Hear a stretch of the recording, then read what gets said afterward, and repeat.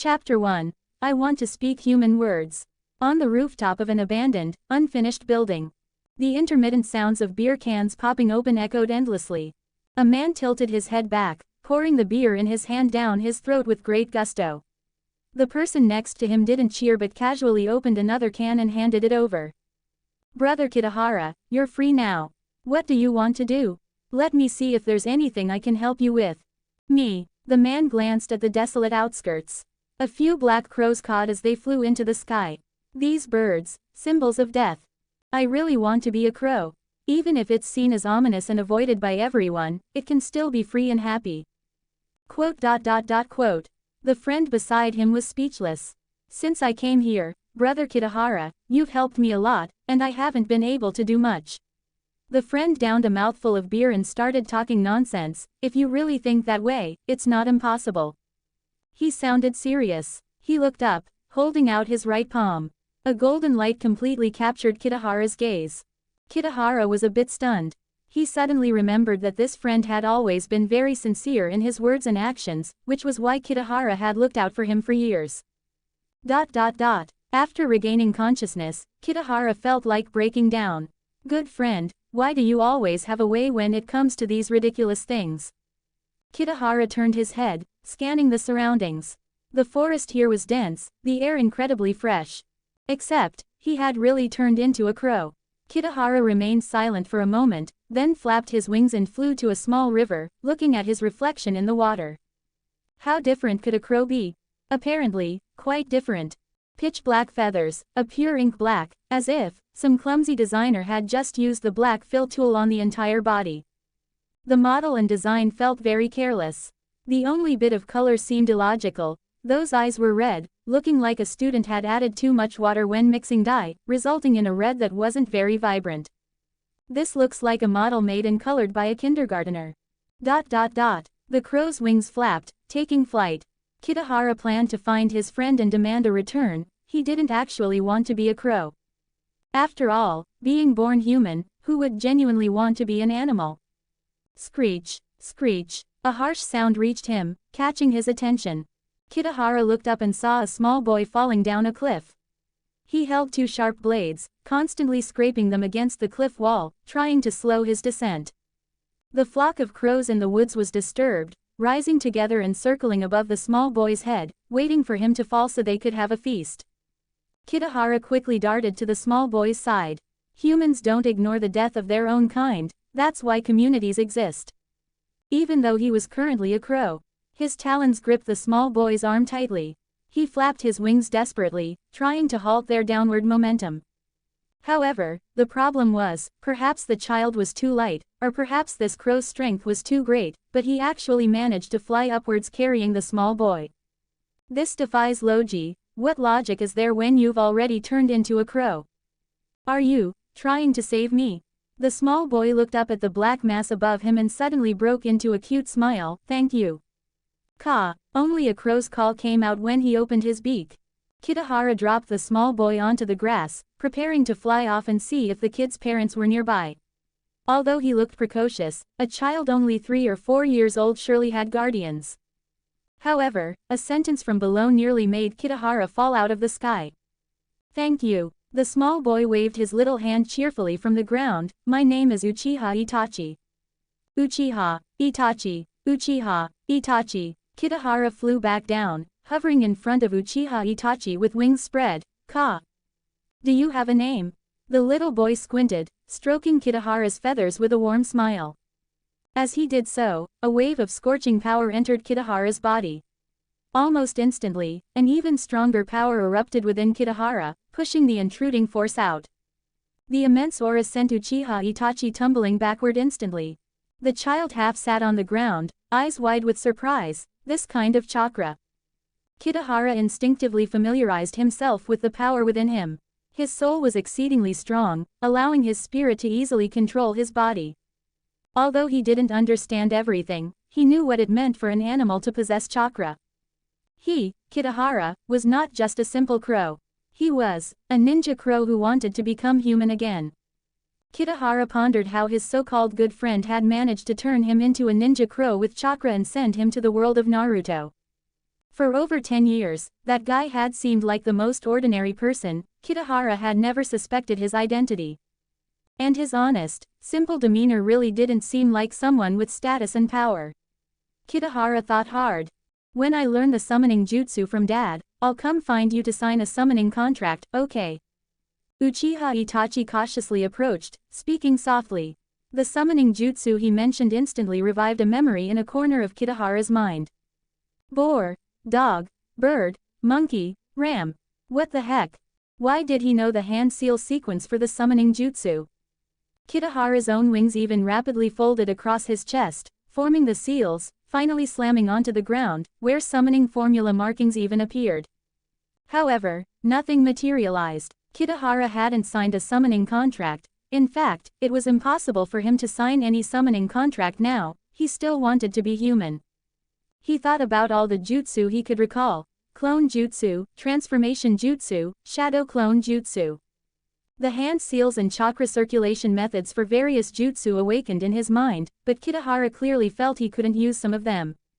He now possessed all this knowledge of chakra and jutsu but couldn't perform a single one, as if they needed activation. Like the summoning jutsu, which Uchiha Itachi had just mentioned. This kind of power-up could be considered top tier, right? The kind you get without effort. Aside from being a crow, there seemed little to complain about. Uchiha Itachi stared in amazement as the crow before him formed various hand seals. Of course, he quickly memorized them too, but a crow performing hand seals, even for a ninja crow, it was too astonishing. Kitahara stopped. The little boy also stopped what he was doing. Four eyes met. The bird's beak opened slightly. Ka. Uchiha Itachi clearly didn't understand bird language. He could only tilt his head in confusion, blinking his big eyes. Ka. Learning ninjutsu is one thing, but are you becoming stupid learning crow calls? Noticing Kitahara's gaze, young Itachi's face flushed slightly. Sorry, I didn't mean to copy you. Peeking at others learning ninjutsu, even though he was only 4, he knew it wasn't right. Kitahara made a gesture with his wing, indicating for him to hold out his arm. He then flew up and landed on it, pointing towards the distant village with his wing outstretched. Ka. Quote. End of this chapter. 2 comments 0 vote. Chapter 2. Can you be healthy eating snacks like a meal? Chapter 2. Can you be healthy eating snacks like a meal? On the streets of Konoha village. The little boy holding up a crow presented a rather pitiable sight, especially since this particular crow looked extremely fierce. A cute little boy and a pitch-black, savage-looking bird. It was an incongruous picture. A few rowdy kids ran past them, noticed the crow on Uchiha Itachi's arm, yelled, and scattered. Even a little girl who seemed to want to talk hesitated, bit her lip, and left after seeing Kitahara's crimson eyes.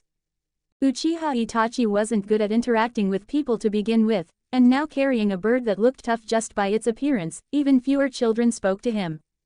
This is our village. Uchiha Itachi didn't mind, just squeezed his slightly sore arm and said softly, Konoha Hidden Village. Ka. Kitahara noticed his discomfort, lightly flew up, and landed on his shoulder. Because its current size was slightly larger than the little boy's head, Uchiha Itachi instinctively tilted his head to make space, but this was much more comfortable. The crow's feathers gently brushed his small face, warm and slightly itchy. Those children just now, they're the same age as me. Uchiha Itachi tilted his head, watching their figures disappear down the street, his tone somewhat low, but we clearly aren't suited to be together. It wasn't that he didn't want friends. However, Uchiha Itachi was confused by the conflicts between ninjas and uninterested in children's make-believe games. Ka. Kitahara spread its wings and gently patted the little boy's hair, as if comforting him. The little boy's cheeks flushed slightly. A smile appeared on his face as he headed towards the village's commercial street. There's a takoyaki place ahead. The taste is average, but during the summer festival, lots of people queue up, making it hard to buy. It's strange. You can often run into ninja adults at this grilled skewer place, but I don't like the taste. The ninjas' stories are interesting, but the adults get so loud when they're drunk. Dad is no exception.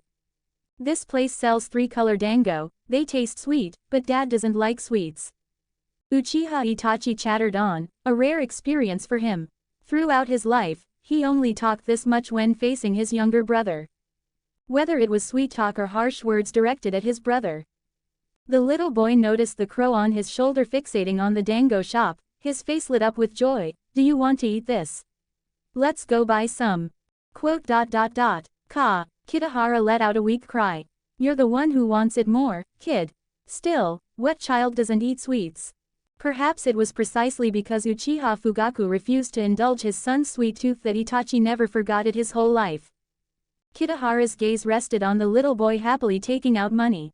Clearly the one who loves sweets the most, yet he endured a lifetime of bitterness. Once it figured out the chakra within its body and how to activate those jutsu, maybe it could. Can crows eat sweets too? Uchiha Itachi held the small bag, constantly glancing between the skewer of three-color dango in his hand and Kitahara's eyes, involuntarily swallowing. Quote. The crimson eyes showed a tendency to roll back. Kitahara knew perfectly well what the little boy was thinking. Ka. The crow suddenly shot out its sharp beak, snatched a red dango ball, and quickly swallowed it. I had a mind to help you out, yet you won't even part with a skewer of dango. Are all Uchiha people this calculating? Kitahara grumbled inwardly while tasting the dango. This flavor, isn't it way too rich? You don't like it? The little boy watched Kitahara turn its head away, seemingly uninterested in the dango, and happily took a bite himself. The bag of three-color dango was quickly emptied. Uchiha Itachi finished the dango, burped contentedly, then seemed to realize he had lost his composure and quickly straightened up. Kitahara was dumbfounded. Hey, this three-color dango barely qualifies as a snack. Yet you eat it like a meal. Ka. Seeing the food residue on the little boy's face, Kitahara subconsciously extended its wing. Ah, thank you. Uchiha Itachi preemptively wiped his mouth clean, revealing a perfectly proper smile. It felt like it had been a long time since he was this happy after returning from the battlefield. The last time was when his father praised his shuriken-throwing skills. Itachi, aren't you heading home yet? Grandma, I'm heading back right away. The weather's getting colder, don't make Lady Makoto worry. The old woman tottered away, a round fan emblem visible on the back of her robe. It seemed that ever since the Third Shinobi World War, there were no more enthusiastic kids helping old ladies home. Yes. Itachi stood up straight and replied properly, his hair pressed tightly against the crow's wing. After a moment, he held out his arm, signaling for Kitahara to stand on it. Do you want to come home with me? Ka. Naturally, Kitahara wasn't just an ordinary crow. It was very interested in the life of Konoha ninjas. Quote. Itachi silently patted the crow's wing. He needed to carefully craft a story about this crow. Whether it was jumping off the cliff today or secretly eating sweets, both would surely earn scolding from his parents. But that wasn't a problem. He, Uchiha Itachi, had a talent for making up stories. The Uchiha clan's compound was still located in a bustling section of the village. Perhaps it was birds of a feather flocking together, or perhaps for other reasons, ninjas were coming and going in all directions. Today was the day Konoha buried the heroes who died in the Third Shinobi World War. Sadness lingered on their faces, more or less. The meaning of life is so heavy, why must there be war? The little boy's emotions were inevitably affected by those around him. He tiptoed into his home and closed the main door.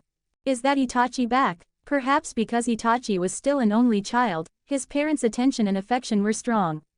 His mother, Uchiha Makoto, walked out of a room to greet him as she spoke. Mom, are you cooking? Uchiha Itachi looked at the apron his mother wore. Usually, around this time, he would go to the kitchen to do whatever chores he could to lessen his mother's burden. But today, a crow, a pet, why did you bring it home? She immediately spotted the crow on her child's arm, puzzled. Itachi had been mature since he was little, rarely showing interest in external things. Bringing home a crow today. Itachi shook his head, thought for a moment, then replied, no, he's a friend I just made today. Quote. Her son usually ignored little girls and paid no mind to little boys. Just the other day, she and her husband Fugaku had discussed whether Itachi might feel too isolated, whether they needed to do something. And now, her son had made friends with a crow. Moreover, this was the first friend he had ever acknowledged in front of his parents. Can you tell me about it? Like how you met? Uchiha Makoto looked at Kitahara. This was a fierce-looking crow, those crimson eyes made it seem like it wasn't to be trifled with. End of this chapter. 1 comments 0 vote. Chapter 3. Aren't you spoiling your child too much? Chapter 3. Aren't you spoiling your child too much? A story without a long ago beginning lacks soul. However, this wasn't about fooling Sasuke, nor was there a need to compete with the Obito for Best Actor. Uchiha Itachi simply offered a few vague sentences, omitting everything else. It's a ninja crow, and it's very smart. Ha, that's amazing, Itachi. Makoto smiled, stroking her son's hair, and said softly, Mom will go prepare dinner first. Tonight, when Dad gets back, ask him to tell you about communicating with ninja beasts. As for now, first go find a place in the house for your friend to stay, okay? Uchiha Makoto's smile didn't fade as she calmly accepted her son's crow friend and offered her suggestion. Uchiha Itachi nodded vigorously. This was the first time Kitahara had encountered such an educational approach. It was too gentle. He had seen too many parents, regardless of country or region. When a child brought home a pet or anything else, the parents would always find it troublesome and first mention that this was a one-time exception. So, with a mother like Uchiha Makoto, why would the future Itachi still strike? And after killing Fugaku and Makoto, who seemingly accepted death willingly, would he truly have the will to live on? Itachi's home wasn't particularly large, not much different from the average Konoha ninja's house. Perhaps because the family was small, it seemed small yet refined. As the head of the Uchiha clan, Uchiha Fugaku didn't overly indulge his own selfish interests. The families of other Konoha clan heads, more or less, possessed an air of authority that placed them above ordinary clan members. The Hyuga clan's system goes without saying, they were like local tyrants riding on the necks of the branch family. Even other clans with secret techniques mostly followed a pattern of strengthening the main branch while weakening the side branches. But the Uchiha clan, a clan that could expel its former leader and the Asura of the ninja world, Uchiha Madara, these clan members were quite formidable in their own right. The Uchiha clan head position held less and less prestige over time. Ordinary members, relying on their shared clan identity, rarely felt awe towards the leader. The clan head was usually pushed into a position that seemed lofty, but on serious matters, he had to consider the attitudes of the clan members. Kitahara ended up staying in Uchiha Itachi's room. On the desk by the window, the little boy arranged several small pillows and a small blanket, making a simple bed for Kitahara. This just proves that a little kid is still a little kid. Itachi completely failed to consider things from a crow's perspective, though this suited Kitahara's intentions perfectly. Winter was approaching. As a crow, he could just freely laze around and sleep through the winter. Uchiha Fugaku returned home as the evening sun painted the sky. After the entire Uchiha clan attended the memorial for the heroes, there was still dissent regarding Uchiha Obito gifting his Sharingan to Kakashi. In their known Uchiha history, no outsider had ever received the Sharingan. Kakashi was the first. Uchiha Fugaku had to spend considerable effort appeasing the clan members. The reason he gave was that the Sharingan was willingly gifted by an Uchiha clansman on the verge of death. It represented the bond between Obito and Kakashi. Members of the Uchiha clan, more or less, all had friends they would live or die for. Fugaku's firm attitude and explanation led the clansmen to decide to temporarily shelve the matter. As for the clan members suggesting he run for 4th Hokage, Fugaku couldn't be bothered anymore. For the position of 4th Hokage, considering both merit and prestige, Minato Namikaze and Orochimaru were undoubtedly the most likely candidates. For the Uchiha clan head to try and take that position now. It was practically a fool's dream. If handled poorly, it could even lead to conflict with the future 4th Hokage. Hearing the door open, Itachi hurried outside to welcome his father home. Dad, did anything happen?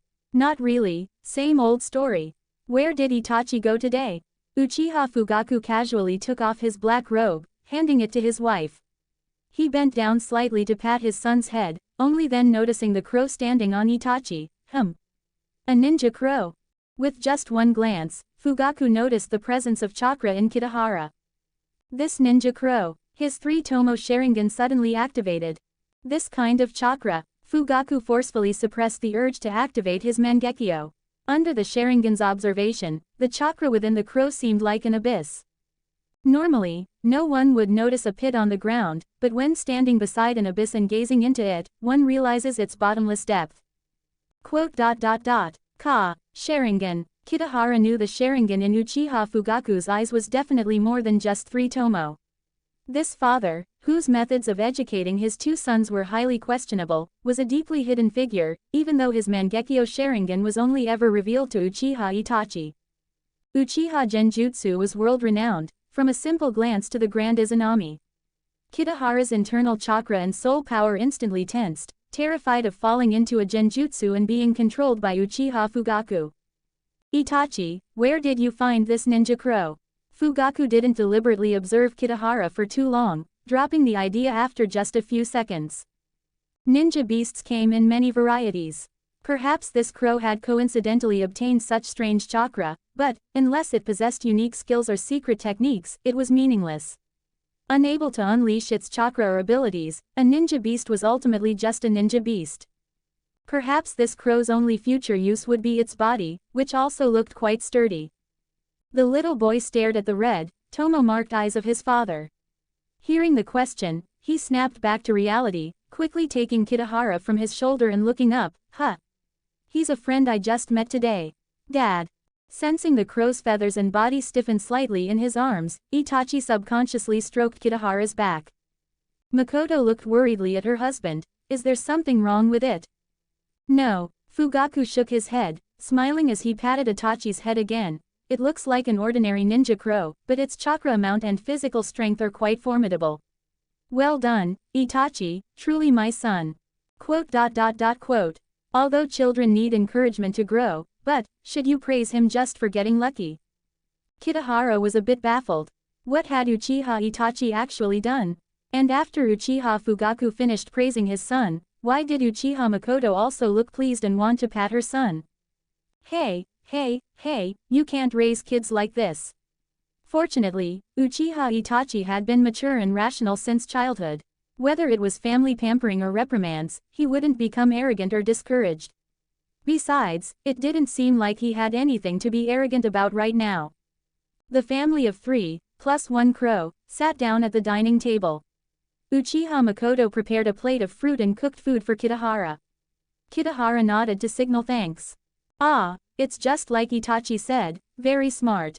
Uchiha Makoto chuckled softly, placing a small bowl of soup beside Kitahara.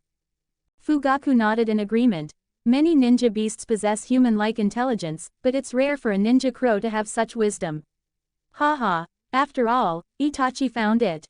Kitahara buried his head and started eating. Itadakimasu. Itadakimasu. Itadakimasu. Crunch crunch. Uchiha Itachi tried to stop Kitahara. Hey, you need to learn some manners. Itachi, you need to use more chakra to communicate with it. End of this chapter. 2 comments 0 vote. Download the app for greater interaction. You can chat with me about my writing experience apart from the comments section. Eroking. Download app now. Chapter 4. The Crow That Likes Ramen. Chapter 4. The Crow That Likes Ramen. Late at night. Kitahara once again witnessed Uchiha Itachi's attentiveness. He actually got up in the middle of the night to cover a crow with its little blanket. When Kitahara was startled by the movement, Itachi even whispered, "Sorry, are you thirsty?" Kitahara turned his head to look at the puzzled little boy. He had been thinking about many things. The source and activation method of the chakra and jutsu within his body, the future crises and direction of the ninja world, and Uchiha Itachi. Itachi of the Sharingan was still such a kind, naturally naive kid right now. Kitahara gradually grew accustomed to life with Uchiha Itachi. Every morning, they regularly went to the forest to train shuriken and basic taijutsu. In the afternoons, they would wander around the village, occasionally going to the bustling districts for afternoon tea, listening to the ninjas' stories. Several of the techniques within his body had been activated. According to his deductions, it indeed required someone to actively mention the technique in front of him. The problem was, the activated ninjutsu didn't seem quite right. Clone jutsu, substitution jutsu, and the like. So, could only the common, run-of-the-mill stuff be activated? Come to think of it, summoning jutsu also seemed to be a technique almost any ninja could master. Kitahara's mood was low for a few days until he activated Shadow Clone, which improved things slightly. This could prove that he might be able to activate a forbidden jutsu, the multi-shadow clone jutsu. In the small training ground in the forest, Kitahara stood on a tree stump, struggling with a wild fruit he had pecked full of holes. A strong gust of wind suddenly blew through the woods, sending dust and leaves flying. The fruit pulp got covered in dust. Caw! The crow's cry was filled with dissatisfaction. A figure stomped the ground hard, leaping into the air. 4 shuriken flew out mid-air, consecutively hitting wooden targets in 4 directions. After landing, Uchiha Itachi saw the shuriken hit their marks, turned his head, and said, "Sorry, I'll treat you to cake later." Ka. Kitahara was still somewhat reluctant. The little boy clearly just wants to treat himself. Through chakra communication, Itachi could understand Kitahara's meaning. He scratched his cheek helplessly, but if we go eat at Ichiraku Ramen, it feels really strange. After all, every time they went to Ichiraku Ramen, this crow's behavior was quite rude. It would either stare intently at the owner or fixate on a particular ninja customer. Itachi had advised him many times, but saw no change in Kitahara's attitude. Besides, if they ate out, Mom would ask if he wanted her to change the menu, whether her cooking wasn't appetizing. Mom was going to the hospital this morning, so they could go just once. Kitahara flapped his wings, knocking the fruit onto the ground. Going to Ichiraku Ramen for the first time, it's hard not to be drawn to Tyuki, right? Besides, it's also one of the ninja gathering spots. Most Konoha ninjas have been to Ichiraku Ramen. It's a place to activate the jutsu within me. Perhaps a ninja training ground would be more suitable, but at Uchiha Itachi's age, it was unlikely he'd interact with other ninjas. Wait. Kitahara realized he seemed trapped in flawed thinking. He could totally go to the ninja training grounds himself instead of quietly waiting for the little boy to grow up. Maybe Itachi was taking too good care of him, making life too comfortable. Shadow Clone Jutsu. This was the technique he had newly activated yesterday, just right for the occasion. Itachi looked on in surprise as Kitahara formed the shadow clone seals, subconsciously mimicking the sequence to perform the jutsu. AB rank ninjutsu was clearly somewhat difficult. Itachi couldn't possibly learn it successfully from a simple hand seal sequence, especially since his chakra was already depleted after training. It's not the ordinary clone jutsu, it's a new technique. Itachi memorized the crow wings seal sequence and patted his own shoulder. Okay, let's go eat at Ichiraku Ramen. Honestly, my interest in Ichiraku Ramen has already, well, I'm still very interested. Kitahara flapped his wings and landed on the little boy's shoulder. His shadow clone had just flown near a training ground when it was pierced by a shuriken. How could ninja training grounds be approached so casually? Ninjas use all sorts of targets for training. A crow suddenly approaching looks exactly like a live target. We need to pick up Mom this afternoon, we can't stay too long. Uchiha Itachi placed Kitahara on the long counter of the ramen shop before climbing onto the stool himself. Kitahara obediently nodded, tapping the menu with his sharp beak. Mr. Tyuki, 1 chashu ramen and 1 miso ramen, please. Got it. Bringing your crow to visit the shop again, little Itachi. Tyuki looked up at the strange pair at the counter, took out a small dish of soybeans from underneath, and placed it in front of Kitahara. Looks like he really likes ramen. Yes, thank you for the trouble. The little boy bowed his head. Tyuki shook his head helplessly. You don't always have to be so polite, little guy. Ninjas made up a large portion of Ichiraku Ramen's clientele, and most were quite straightforward. Uchiha Itachi lacked the arrogance of other Uchiha clan members. Although he hadn't visited many times, his politeness and his combination with the crow left a deep impression on Tyuki. Ichiraku Ramen had fewer customers lately. The war against the Hidden Stone Village had just ended, essentially cementing Konoha's victory in the Third Shinobi World War. Konoha had accumulated a large number of missions, and post-war tasks and outpost reconstruction required ninjas to be dispatched. Clearly, there was one person in Konoha village who absolutely couldn't leave for missions. Konoha's ultimate weapon, the Nine Tails Jinchuriki, Kushina Uzumaki. Itachi, what are you doing here? Auntie Kushina, Uchiha Itachi was surprised and about to jump down to greet her but was held back by Kushina pressing his shoulder. Kid, no need to be so formal with me. You haven't answered my question yet. Where's Makoto? Mom said this morning she was going to the hospital for a checkup. Huh, is Makoto sick? Dad and Mom said. Itachi shook his head, recalling his parents' flushed faces that morning. It's just a routine checkup. Where is Lord Minato Namikaze? I heard those bastards from the Hidden Mist want to stir up war again, so Minato went on a mission. Kushina helplessly rested her hand on her forehead, emanating a thick, gloomy atmosphere. Cooking and stuff is such a hassle. It's rare that I can finally. Your ramen is ready. Tyuki brought out 2 bowls of noodles. He placed one in front of Itachi and the other in front of Kitahara before looking at the new customer. Kushina, what are you having today? Just tonkatsu ramen. Her gaze was drawn to Kitahara, who was meticulously pecking at the soybeans. She pointed in surprise at the ramen bowl in front of him. This crow likes ramen. This was the first time she'd seen such a ninja beast. Even with the 9 tails sealed inside her, having encountered many ninja beasts, like ninja dogs that could talk, but a bird that liked ramen like an ordinary person was rather. Itachi couldn't understand it either, but he could always find a suitable reason for the occasion. It's probably because Mr. Tyuki's ramen smells so good. Kitahara snapped out of his bean-pecking game. Seems like quite the remarkable person has arrived. His crimson eyes suddenly turned towards Kushina, piercing through all barriers. There resided a ferocious creature, the being with the most chakra in the ninja world, the 9 tails. Compared to other tailed beasts, the 9 tails had a somewhat miserable history. Konoha village wasn't very interested in using its power, simply because its fierce reputation was well known, although that was debatable. After all, the last time the 9 tails showed off its great power was likely when it was controlled by Uchiha Madara, which doesn't sound like anything glorious. Of course, its subsequent so-called ferocity was even less glorious. Being pinned down and beaten senseless by Hashirama Senju. Compared to future events, it was even less worth mentioning.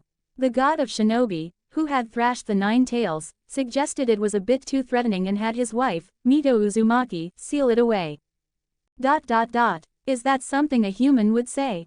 Is that something a human would do? From then on, the 9 tails had to begin its life as a tenant. Currently, the 9 tails resided in the belly of its second landlord Jinchuriki. The environment wasn't great, and the landlord collected rent chakra irregularly. End of this chapter. 1 comments 0 vote. Chapter 5. It's a younger brother. Chapter 5. It's a younger brother. Fewer and fewer Konoha villagers and ninjas had witnessed the 9 tails' terror, mainly because its 2 landlords Jinchuriki were both very skilled with sealing techniques. The 9 tails' little life. It really seemed quite rough. Its chakra signature is so strange. Kushina, as a sort of tailed beast management technician, observed that the feeling this crow's chakra gave off was somewhat like a tailed beast's. Feels like that stinking fox's chakra. No, wait.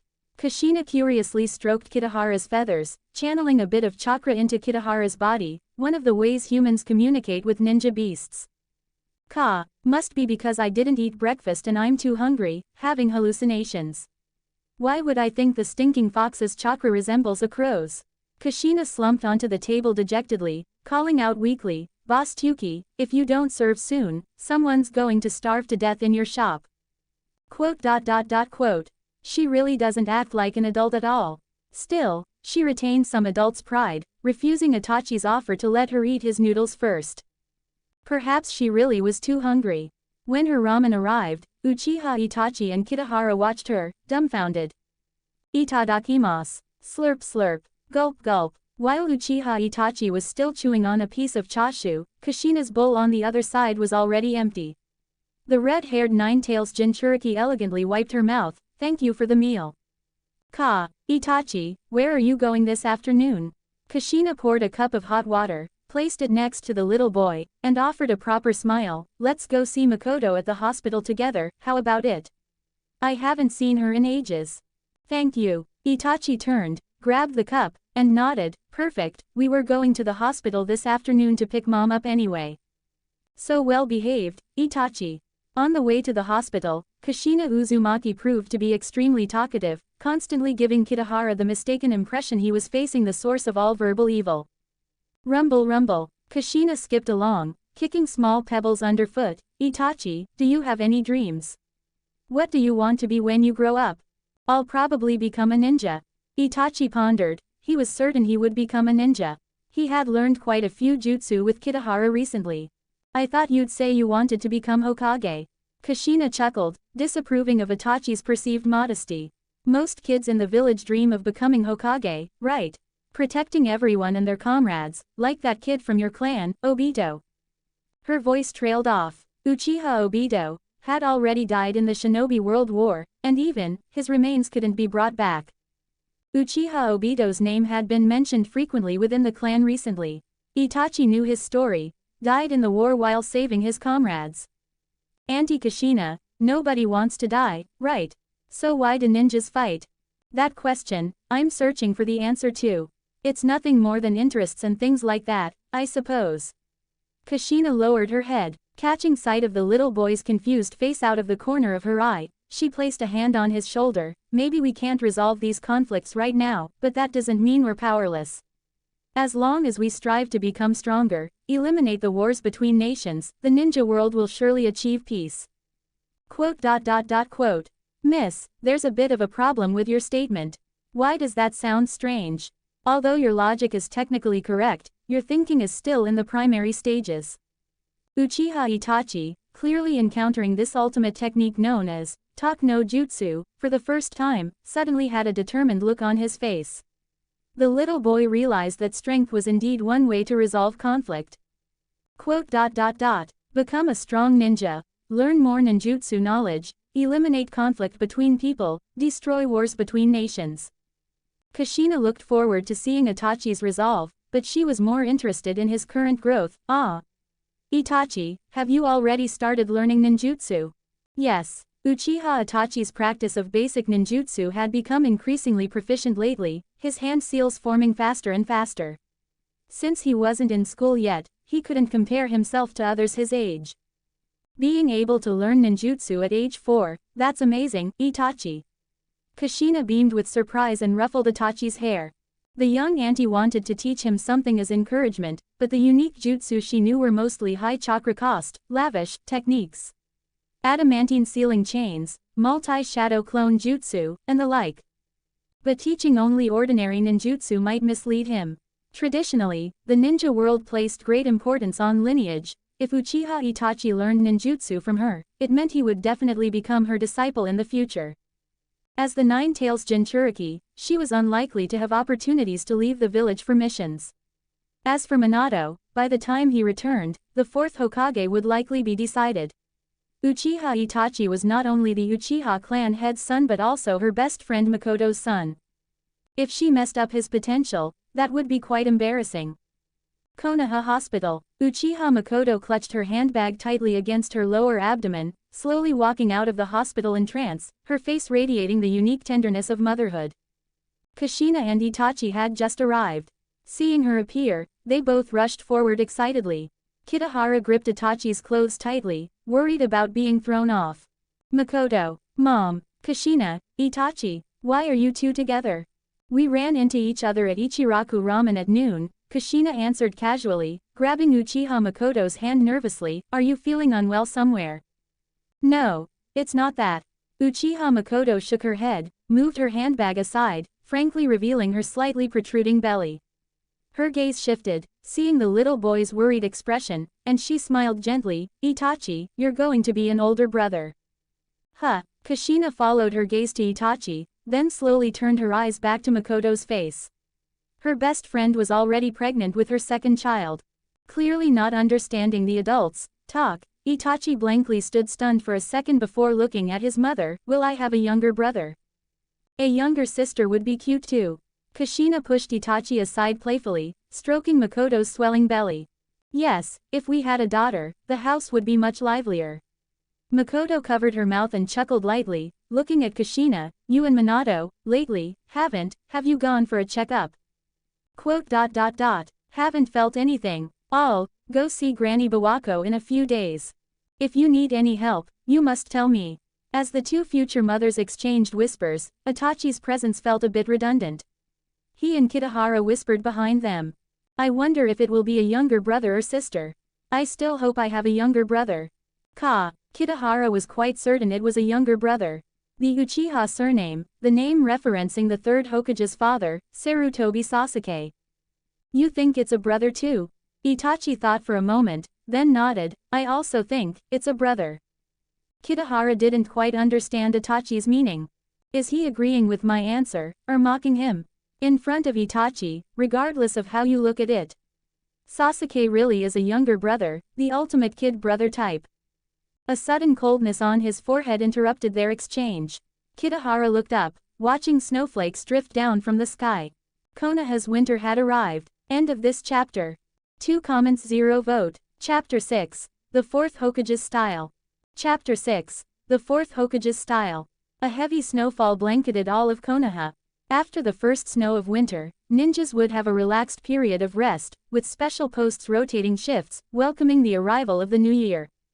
The frontline ninjas, led by Minato Namikaze and Orochimaru, had defeated the invading Hidden Mist village and withdrawn to Konoha in batches. More and more ninjas returned, and Konoha gradually became lively again. The festive atmosphere of the new year washed away the gloom of war, and the number of drunks on the streets increased. Uchiha Fugaku's workload grew considerably. The police force handled dozens of drunken brawls in just a few days. The family had just sat down at the dinner table. Uchiha Itachi picked out meat slices and meatballs from the hot pot, placing them on the small plate in front of the crow, complete with seasonings. Kitahara picked up a meatball, struggling to swallow it. Eating hot pot in winter was a happy occasion. Captain, in the tavern on South Street, some jonin are fighting. The door was immediately pounded loudly. These ninjas from the police force, really, knew how to pick their timing. Kitahara was startled by the sudden noise. The meatball fell back onto the small plate, splashing seasoning onto his feathers. Itachi quickly took out a tissue, wiping the stains off Kitahara. Were you scared? Annoyed. Uchiha Fugaku got up to open the door, his expression somewhat unpleasant. It was supposed to be relaxing family time. Wife, kids, warm home, and you guys bring a jonin fight for me to handle. At the very least, it should be genin. Forget it, genin fights aren't worth getting involved in, but at least it should be the third Hokage and Danzo fighting. Slam. He yanked the door open forcefully. You lot, what's going on? The messenger had good eyesight. He clearly saw the captain's sour face and immediately got straight to the point. There's a drunken ninja brawl on South Street. Kakashi Hatake is involved, but he refuses to admit fault or accept mediation. Then let his fam. Uchiha Fugaku calmed down. He remembered Kakashi Hatake's only relative, the White Fang of Konoha, Tsukumo Hatake, had long since committed suicide. So he had no relatives, and even, no more comrades. After the final battle in the Hidden Mist, only one person could handle Kakashi's incident, Minato Namikaze. I've already sent someone to inform the fourth Hokage simultaneously. But, the police ninja's voice gradually lowered, within the clan, there seemed to be other ideas. Kakashi, that Sharingan, but Kakashi's teacher, Minato Namikaze. The village announcement stated that the third Hokage, Hiruzen Sarutobi, had resigned from his position, and Minato Namikaze would immediately assume the role of fourth Hokage. After the new year arrived, the Hokage succession ceremony would be held. This sounded very troublesome. Fugaku didn't even bother changing clothes, rushing towards the police force headquarters. He was incredibly thankful that since most clan members refused to work during the holiday break, besides forcibly assigning tasks, his trusted subordinates were willing to step up and share the burden. Fugaku left and didn't return. Uchiha Itachi felt a bit down. Dad. Kitahara heard Kakashi's name, flew onto Itachi's shoulder, and chirped excitedly, Let's go see. Mom, I'm going to check on Dad. Uchiha Itachi casually threw on a coat and chased after the direction Uchiha Fugaku had left. Makoto remained seated at the table as the little boy zipped past her like the wind. Uchiha Makoto looked at the full plates on the table and helplessly turned down the flame. Come back quickly. The Konoha military police force belonged exclusively to the Uchiha clan. Itachi was the clan head's son. He had unrestricted access here. Sometimes, when tired from wandering Konoha with Kitahara, Itachi would come to the police department and wait for Fugaku to get off work so they could go home together. Itachi and Kitahara had just arrived when they heard constant shouting from the police department lobby. How could someone who even kills their own comrades possibly understand the pain we feel losing ours? Sob, sob, sob. The crying sounded pained, and judging by the voice, the person was a large, burly man. Uchiha Fugaku was trying hard to mediate. You're drunk. Kakashi Hatake is a Konoha ninja, and also your comrade. You should both apologize, everyone's from the same village. I will never acknowledge someone like him. No way. Captain, let's just lock them both up first. Kakashi's crime is undeniable. It's almost New Year, it's best to let them go home for the holiday. How did I? What book is this? Why did you pick up this book? That's evidence of Kakashi attacking someone. Quote. It's just a brawl, don't treat it like a murder case. It seemed quite lively. Aside from Kakashi's complicated identity, it was just an ordinary drunken brawl. The problem lay in the attitudes of both parties involved and the stance of the police force. Uchiha Fugaku's arrival at least resolved the internal disputes within the police force. However, if Fugaku forcefully chose to release both individuals, it would damage the police force's authority. They could only wait for the families to reconcile. But on Kakashi's side, Itachi, why are you outside? The bright red hair was exceptionally eye-catching. Kushina, accompanied by a gentle, blonde-haired man, stood before Itachi. The newly appointed fourth Hokage, Minato Namikaze. It was something that could clearly be resolved with a simple Hokage order, yet Minato Namikaze chose to appear in his capacity as Kakashi's teacher. Likely because he didn't want the villagers to perceive the Hokage as too domineering. Furthermore, the matter involved the police force. Mishandling it could deepen the rift between the Uchiha clan and the village. Kushina was willing to accompany him into Uchiha territory, their relationship was truly strong. Kushina, fourth Hokage. Uchiha Itachi's eyes widened upon seeing Minato Namikaze beside Kushina. Minato Namikaze smiled and knelt, greeting the little boy warmly and taking his hand. Itachi. Are you Fugaku and Makoto's eldest son? It's cold outside, let's go in together. So easily able to raise people's favorability. Whether father, mother, or son, this family is full of power-ups. Kitahara immediately noticed Kakashi Hatake, curiously observing the changes in the white-haired boy's expression, or rather, the changes in his eyes above the mask. The stubborn gaze slowly softened, his spiky hair drooping as his head lowered. Fourth Hokage, Lord Hokage. Minato Namikaze's arrival made everyone present considerably more restrained. He first approached Fugaku to converse. Sorry, my student caused trouble for the police force, and disturbed your dinner time with your family. It's alright, it's my duty. Fugaku shook his head helplessly, looking towards Kakashi and the others. I'll leave it to Lord Hokage. After briefly understanding the cause of the incident, someone drunk had bad-mouthed Kakashi Hatake, implicitly and explicitly cursing the white-haired boy, interspersed with the Jonin mocking Minato for being unfit to be Hokage, which was likely the reason Kakashi attacked. I apologize, my abilities indeed haven't earned the recognition of everyone in the village yet. What you said is true. After Minato Namikaze's gentle apology, his tone instantly became stern. A gentle person getting angry startled everyone present, but you shouldn't have mocked Kakashi. The battlefield changes rapidly. His actions were for the village, to allow more people in Konoha to survive.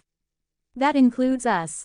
Seemingly unaccustomed to such seriousness, Minato's voice lowered a few decibels. Wrong words can hurt others more easily than fists. I'm sorry, Lord Hokage.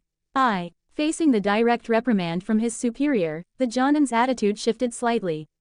A moment later, he bowed to the white-haired boy. I'm sorry, Kakashi Hatake. Kakashi, it's because the third Hokage resigned that I had no choice but to take the position of Hokage. That's a fact. Minato Namikaze, unsurprisingly, began lecturing on the spot. Hokages after the second probably all practiced public speaking or something. A ninja must be able to endure what ordinary people cannot. A ninja must trust their own judgment, then do what is right. You did nothing wrong in the war, why care about others' attitudes? Don't punish yourself for the mistakes of the entire war. Sensei. But, that was Rin. Tears welled up in Kakashi's eyes, streaming down his face, wetting his mask. Precisely because it was Rin, she made the right choice. If one day, I judge that my existence endangers Konoha, I would also choose to have you kill me. Minato Namikaze hugged his student, gently patting his back. Rin definitely understood you. It's just, she underestimated the importance of her own life. Rin indeed understood, but the other living problem child definitely wouldn't. Kitahara looked at Kakashi crying like Pakun and suppressed the urge to retort. Once the white-haired boy's emotions stabilized, Minato Namikaze continued, well then, Kakashi, the ninjas in the village are also your comrades. Getting into a big fight with a comrade over verbal insults, shouldn't you apologize? I'm sorry. Kakashi, persuaded by his teacher, knelt down dejectedly to apologize. Minato Namikaze scanned the crowd, his voice deep. Both sides have admitted fault, which implies acceptance of mediation. As Hokage, I order their release to go home. Additionally, as Jonin, brawling within the village is a serious offense. Both of you go back and write a self-criticism report each, to be submitted to the Konoha Military Police Department after the new year. Do you have any objections? Yes, sir. Understood. In the end, everyone present, whether the troublemakers or the Uchiha clan members of the Konoha police force, were thoroughly convinced by Minato Namikaze's handling of the situation. The Hokage's authority wasn't diminished by his arrival. One couldn't help but admire this Hokage's way of handling things. The Uchiha police force's status was also respected. The two Jonin self-criticism reports meant the matter was still handled by the police force. It was estimated that during the fourth Hokage's tenure, quite a few Uchiha clan members would come to respect him. The fourth Hokage is really amazing. Uchiha Itachi seemed to have undergone a spiritual cleansing. It was unclear whether he meant his methods were amazing or his words were amazing. End of this chapter. 2 comments 0 vote. Chapter 7. Spare us the PDA when you're talking. Chapter 7. Spare us the PDA when you're talking. The crowd at the police force headquarters dispersed. Minato Namikaze, Kushina Uzumaki, and Uchiha Fugaku walked ahead, chatting. Uchiha Itachi, holding Kitahara, and Kakashi, the two juniors, followed behind. The scene was quite harmonious. Under the streetlights, the men spoke little, constrained by their respective statuses or personalities. Thus, during this stretch of the walk, the person controlling the entire conversational rhythm was actually Kushina Uzumaki. Given her free-spirited nature, this wasn't surprising. However, her words lacked much substance. Only the most well-behaved Uchiha Itachi listened intently and answered seriously. Shikatanai, it can't be helped, the little boy had always been very respectful towards elders and seniors. Itachi, after the new year, are you coming to watch the Hokage inauguration ceremony? Uchiha Itachi looked towards the head of yellow hair. I will definitely go. Have you learned any new ninjutsu recently? Let me see how it is. Uchiha Itachi placed Kitahara on his shoulder, his small face solemn, and nodded, yes. Rat, ox, tiger, rabbit, dragon, snake, horse, ram, monkey, rooster, dog, boar.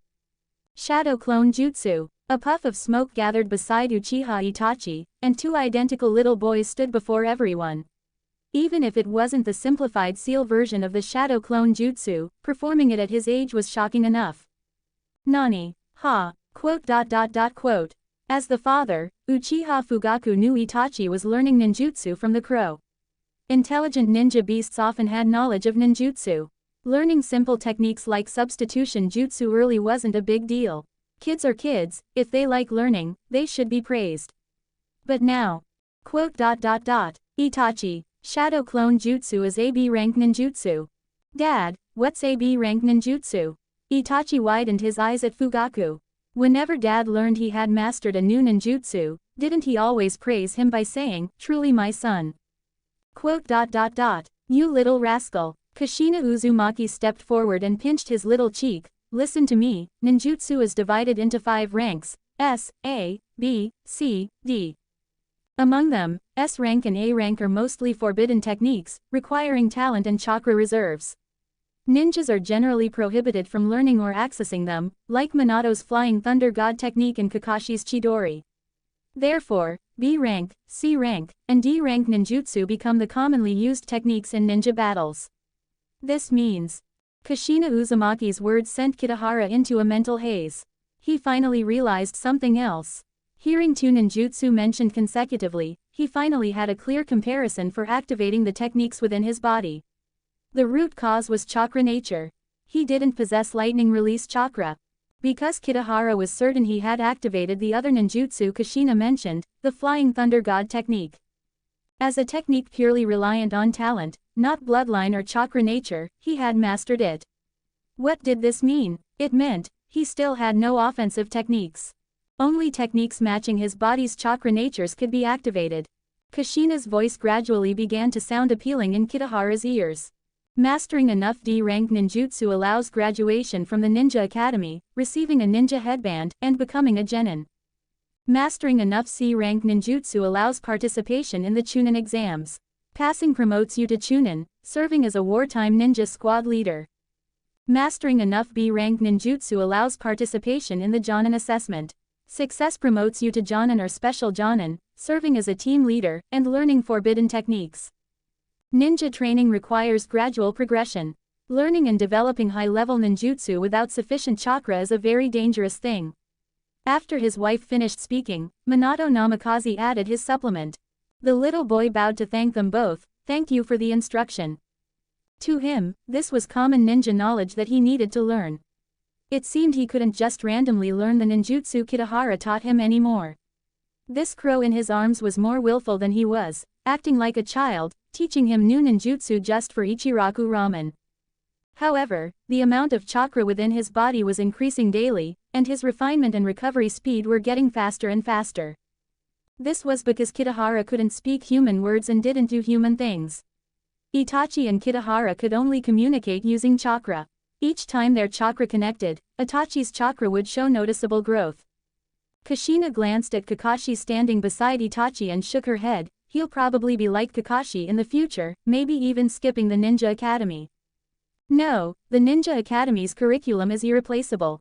Minato Namikaze earnestly refuted his wife. Whether it's the bonds with friends or the fundamental knowledge of ninjas, our time back then at the Ninja Academy was very fun. Right, Kushina? Yeah. Kushina blushed slightly, leaning closer to him. If it weren't for the academy, we wouldn't have met either. Quote. The middle-aged man Uchiha Fugaku, the teenage boy Kakashi, the young child Uchiha Itachi, and the crimson-eyed crow Kitahara watched them gradually snuggle together. After seeing the others off, Fugaku took his son's hand, his expression inexplicably complex. He thought for a moment, then knelt, looking directly into his son's eyes. The fourth Hokage is right. Learning high-level ninjutsu without enough chakra. It's a very dangerous thing. Dad. Well, although knowing my son as a genius ninja makes me feel very proud, Fugaku placed a hand on his son's shoulder, continuing, I still feel that watching you grow up healthy is the thing that makes me most proud. Dad. The father-son embrace made Kitahara, squeezed in the middle, feel very stuffy. Kitahara, are you alright? What a strange ninja beast. Possessing intelligence no less than a ninja's, even understanding various ninjutsu, yet unable to form a summoning contract. Since Kitahara moved in, the smiles on his wife's and son's faces had increased. Compared to the previous tranquility of the three-person household, the home had become livelier. When the second child arrived, it should become even more lively, right? If the Kakashi incident hadn't happened tonight, they should still be gathered around the hot pot, offering favorite foods to each other, discussing New Year's gifts, and the like. But, he still bore the responsibilities of the Uchiha. Itachi, regarding the fourth Hokage, what do you think of him? Very impressive. Indeed, very impressive. Uchiha Fugaku sighed, his strength is witnessed by all. The Yellow Flash is a terrifying name in the ninja world. Judging from today, he's also a very responsible Hokage. Truly, perfect. After Minato Namikaze succeeded the position, a rumor began circulating in Konoha village. It claimed he was merely the third Hokage's puppet to continue controlling Konoha's power, citing examples like the Konoha mission assignment desk still being managed by the third, Hiruzen Sarutobi. The issue was, this point actually eased many relationships within the village, allowing the third to properly finish his last watch. According to Kitahara's memory, among all the Hokages, Minato Namikaze could almost be considered flawless. The only other one with even fewer flaws and more fans was likely, the seventh. And, he should be meeting him soon, right? After all, Uchiha Makoto was already pregnant. Speaking of the pregnant Uchiha Makoto, she's still waiting at home for hot pot.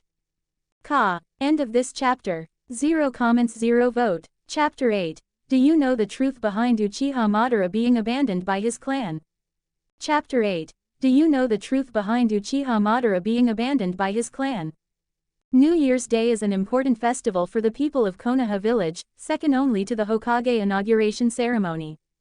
Dawn. Uchiha Fugaku donned an intricate black kimono. After offering incense at the family shrine, he returned to the bedroom and noticed the heavy karajinu, a type of formal jacket Makoto was wearing. Didn't I tell you yesterday? You should stay home and rest well. The Hatsumode first shrine visit of the year is too strenuous. It hasn't even been 3 months yet.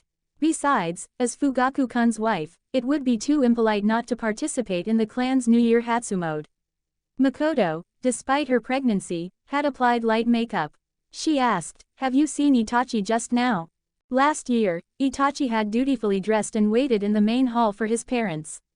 Children have little resistance to New Year festivities, often more eager than adults to participate in rituals. Participating in adult activities signifies parental recognition that they've grown up.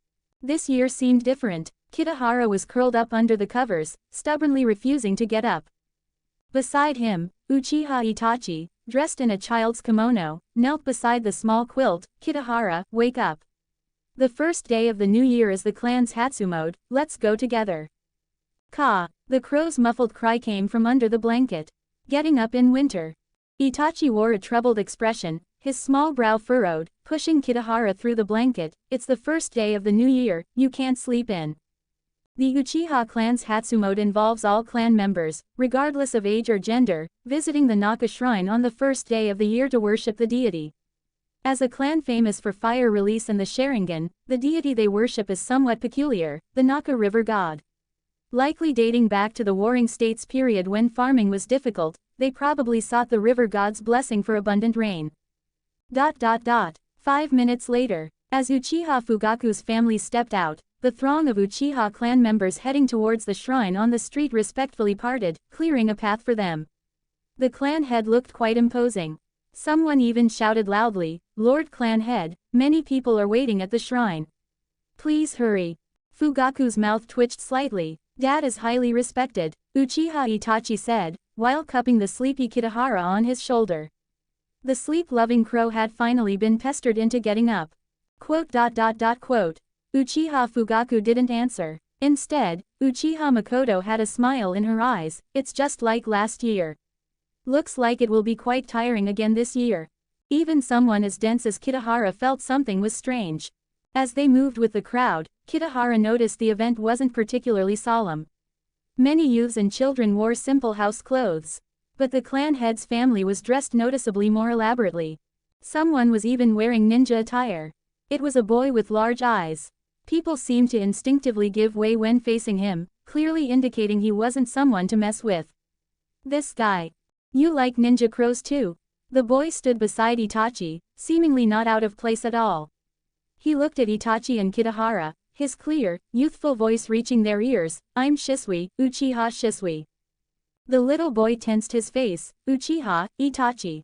Well, relax a bit." Uchiha Shisui bent down, putting an arm around the younger boy's shoulder, dressing so formally for the New Year Hatsumode. "Right, you are the clan head's son after all. Itachi, stay with Shisui and go a bit slower." Uchiha Fugaku turned his head, saw Shisui beside Itachi, and continued helplessly, "Sorry to trouble you, Shisui. Makoto and I need to get there quickly to start the Hatsumode." Shisui nodded towards the couple. "Don't worry, I'll take good care of him." As the Uchiha clan's rising genius, Uchiha Shisui graduated from the academy in his first year. With an exceptionally high mission completion rate, he was permitted to take the Chunin exams and was promoted to Chunin. Of course, most importantly, Uchiha Shisui already possessed the 3-tomo Sharingan. Crucially, he was currently only 8 years old. The Uchiha clan believed he would inevitably awaken the Mangekyo Sharingan, the acknowledged future #1 master of the Uchiha. The two future Uchiha met as if by fate. The younger boy was clearly not in high spirits, head bowed in dejection. "It's all my fault, I forgot Dad has to be the first to worship the deity." Ka. It was clearly the crow on his shoulder sleeping in. Hearing Itachi's words, the older boy couldn't help but laugh loudly, ha ha ha. Lord Clanhead won't blame you. If someone couldn't resist being the first to worship the deity, he'd be even happier than in the past. Both the little boy and the crow with crimson eyes looked at Uchiha Shisui with curiosity. The clan head definitely hasn't told you.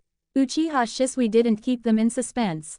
He looked towards the Naka shrine situated on the hill and softly recounted the Uchiha clan's tradition. According to legend, in a very distant era, probably even before the Warring States period, the Naka shrine once had male priests Kanushi and shrine maidens Miko who held high status. The former presided over the worship, the latter distributed purified water. But later, with the rise of ninjas and the advent of war, the powerless priests and maidens vanished. Later, the role of presiding over the Naka shrine Hatsumode fell to the clan head's family, with the clan head replacing the priest, and the clan head's wife replacing the maiden. It was a very arduous task. Towards the end of the Warring States period, the Uchiha clan grew stronger and stronger, with more and more members. The Hatsumode process was thus greatly simplified. However, a new problem arose. The clan head at the time, Uchiha Madara, was the one who ended the era of war alongside the first Hokage and founded Konoha. He had no wife, and he was a very willful person. The New Year Hatsumode is a grand event that unites all clan members. Every member opposed his decision to cancel the collective Hatsumode in favor of individual worship, yet the role of the maiden was very important. Uchiha Madara decided that on the first day of the new year, whichever clan member arrived first at the Naka shrine to worship, he and his wife would become the ones to preside over the New Year Hatsumode. Because the clan head at the time had no heir. During that period, many powerful individuals in the Uchiha clan wanted to preside over the Hatsumode to gain immense prestige and thereby campaign for the next clan head position. So the clan grew increasingly prosperous, with more and more people. Pausing here, Uchiha Shisui sighed helplessly. Later, the position of clan head was never vacant. Presiding over the New Year Hatsumode for so many clan members became a chore. Everyone reverted to the old ways, tacitly agreeing the clan head would preside. The few exceptions were only when the clan head's family had urgent matters and couldn't preside. Both Kitahara and Uchiha Itachi felt their worldviews shaken. This attitude of dumping the dirty, tiring work onto the clan head. Could this truly be the Uchiha way? No wonder Fugaku's expression wasn't great when they left the house. Could the reason Madara defected from Konoha, besides the clan yearning for peace, also be because he liked avoiding a pile of messy, tiring chores, and as a result, the Uchiha clan no longer recognized him as their leader? Don't make that face. Uchiha Shisui smiled, took Itachi's hand, led him up a step, and continued, after all, this is also the responsibility of being the clan head. Future Itachi, don't try to escape it either. End of this chapter. 2 comments 0 vote. Chapter 9. I recognize all these characters individually, just not together. Chapter 9. I recognize all these characters individually, just not together. Along the way, Uchiha Shisui recounted stories of the Uchiha clan.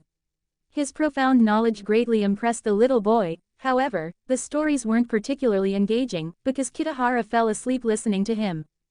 Uchiha Itachi caught the crow just as it was about to fall off, then suddenly asked, Shisui, can you tell me about the missions you've carried out?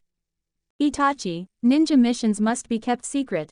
The older boy held up a finger, shaking his head mysteriously. However, seeing the disappointment in the little boy's eyes, Shisui couldn't help but laugh. But I encountered many interesting things during my missions, and some little bits of ninja knowledge. Want to hear about them? Is that okay? Of course. Uchiha Shisui thought for a moment, then nodded. Those are unrelated to the missions. But if you plan to become a ninja in the future, Itachi, you need to be careful. Sometimes, even things not directly related to a mission can leak clues. Uchiha Itachi's small face instantly showed conflict. Then, maybe I shouldn't listen. Ha ha ha ha. Shisui turned his head, saw the little boy's expression, and chuckled softly. Very sensible, Itachi. Ka. The crow's sudden cry rang out. The older boy's teasing of Uchiha Itachi had woken him.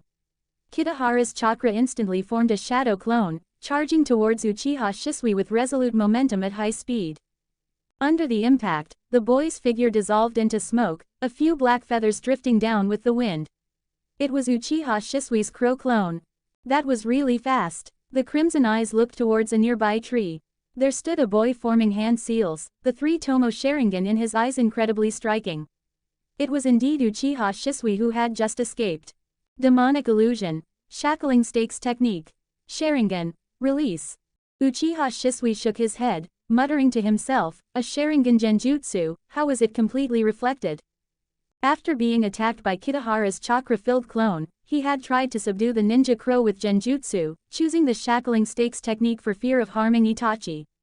But instead, he himself fell into the genjutsu. It wasn't mirror change, but pure spiritual power. Quiet down, Kitahara. Uchiha Itachi hugged the crow's wings tightly. Sensing it was no longer struggling, he shouted towards Shisui, "It's okay now, Shisui." Ka. Feels like I've discovered a new use for shadow clones. Phew. Feels like this crow's spiritual power is a bit strong. Naka Shrine. Kitahara stood on Uchiha Itachi's shoulder, his crimson eyes watching the dense crowd of Uchiha clan members climbing the mountain steps. Beside them, Uchiha Shisui looked at the crow with an indescribable expression. Mom. The little boy spotted his mother under the shrine gate instantly.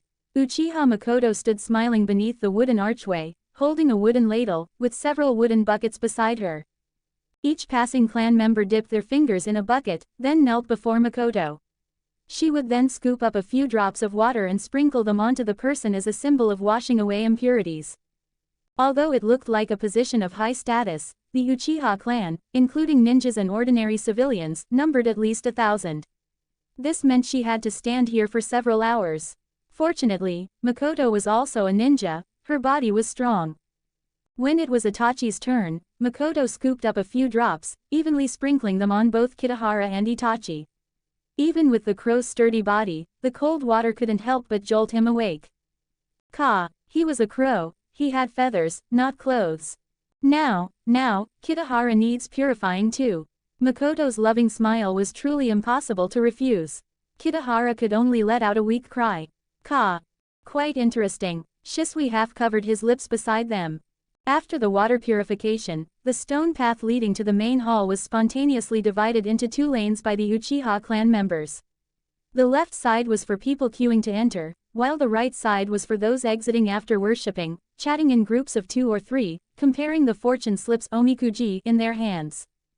As for where the fortune slips came from, inside the main hall, Uchiha Fugaku stood beside a huge, round fortune cylinder, looking quite like a fortune teller. Seeing his son enter, Uchiha Fugaku inevitably put on a serious expression, maintaining a father's steadfast image. Uchiha Itachi earnestly worshipped the river god, looking quite adorable. He then stood up before his father, bowed, and held out his hands, asking for a fortune slip. Kitahara watched curiously as Fugaku expressionlessly drew 2 slips from the cylinder. His manner of drawing the slips showed no dedication, lacking any sense of profound mystery. Well, it's a part-time job, understandable. 1 fortune slip was placed in Uchiha Itachi's hand, the other clipped onto the crow's wing. Kitahara. After leaving the main hall, the little boy took out his fortune slip and stammered, brother. Uchiha Itachi couldn't continue reading. The New Year fortune slip had only 2 characters on it, and the 5-year-old Uchiha Itachi only recognized 1. When Shisui came out, Uchiha Itachi handed his slip over. Brotherly love. After reading it, Shisui couldn't help but break into a cold sweat, thankful he recognized that character. The Uchiha clan's fortune slips were passed down from ancestors. Each slip contained lines from poems or phrases, often including strange, obscure characters, let alone their meanings. For example, Shisui couldn't even understand his own fortune slip. This year, the slip he drew had 5 characters, nurturing the Lord of Life. He recognized all the individual characters, but put together, he felt like he didn't recognize them at all. Among the 3 fortune slips, the easiest to understand was surprisingly Kitahara's, yin-yang. It's just that the meaning of these 2 characters was rather broad. Well, forget it, no one in the clan ever understands these. Let's go hang them up. Shisui led Itachi to the sacred tree, hanging the fortune slips on its branches. Before next year's Hatsumode, the slips on the tree would be collected back into the cylinder. At the very top of the sacred tree, a single fortune slip tied with a small bell swayed back and forth. On it was written just one character, youth. After the Hatsumode, the villagers of Konoha began visiting each other, exchanging New Year gifts, and giving lucky money otoshidama to children. The lucky money would continue until the child became a ninja. Uchiha Itachi and Kitahara each received a large sum of freely disposable lucky money, 100,000 ryo. This amount was roughly the reward for a B rank mission. Converting it to red notes would be about 66,666 yuan. Something felt slightly off about that. As the head of the clan, Uchiha Fugaku received numerous New Year gifts. As for returning the gifts, for some reason, this year Fugaku made an exception and chose to have the young boy Uchiha Itachi handle it. Shisui would also help, as there were quite a few Uchiha elders. This was a distinct change from last year, as Uchiha Itachi was only 5 this year. Shisui accepted the task with considerable interest, even going home to change into a kimono. As for Kitahara, after returning, he snuggled back into his covers for a second sleep. Waking up again, the sky was already dark. Lights twinkled from countless homes, and Konoha was brightly lit with fireworks. Uchiha Makoto knocked on the door. Kitahara, it's time for dinner. At the dinner table, Uchiha Fugaku was lecturing his son, predictably the same old way. Kitahara's ears soon caught Fugaku's concluding phrase, "You did very well today, truly my son." Usually, when the husband said this, the wife would also chime in. Sure enough, Uchiha Makoto walked out from the kitchen smiling, "Itachi is really amazing." No, it was mainly because Shisui helped.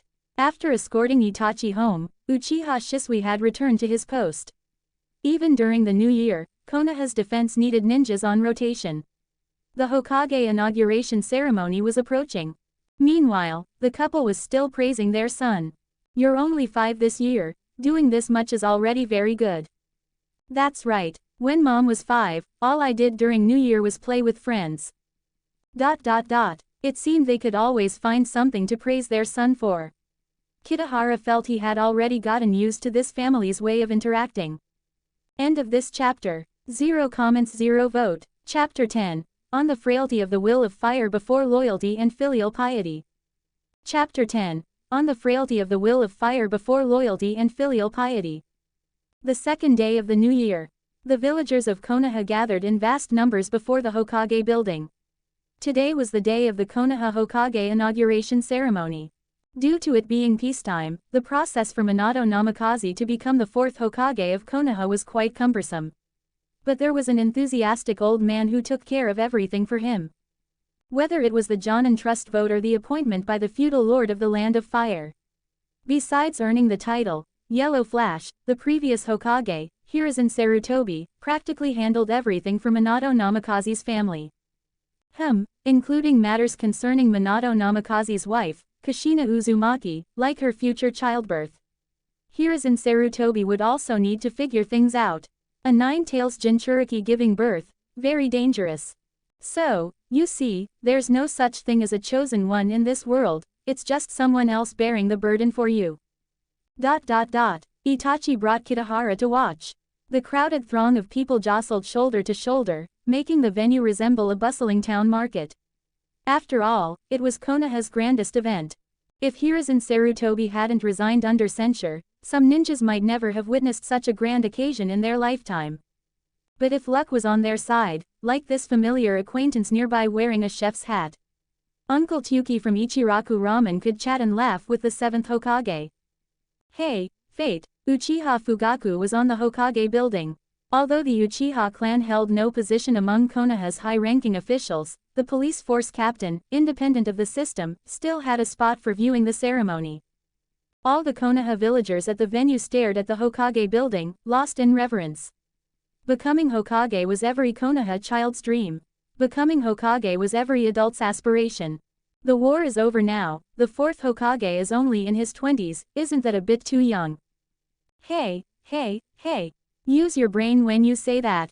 If it weren't for the 4th Hokage, how could the war have ended so quickly? Bastard, you know that's not what I meant. I just think Lord Jiraiya or Lord Orochimaru would clearly be more suitable. But Lord Fourth Hokage was the greatest contributor to the Third Shinobi World War. Two ninjas argued, suddenly starting to punch and kick each other. They started fighting. Uchiha Itachi tilted his head, stating blankly. Onlookers quickly rushed forward to mediate, pulling the fighting pair apart. However, they continued cursing each other from a distance. Masked Anbu and members of the police force appeared before them. They fought within the village, they should. Our original mission was to escort them to the police force. The leading Anbu commander waved his hand, disperse. The Anbu members suddenly vanished, leaving only the stunned police force members, who then escorted the two ninjas away. This interlude didn't cause much stir among the people, because a familiar figure appeared on the Hokage building, the short old man who had led them through two Shinobi World Wars.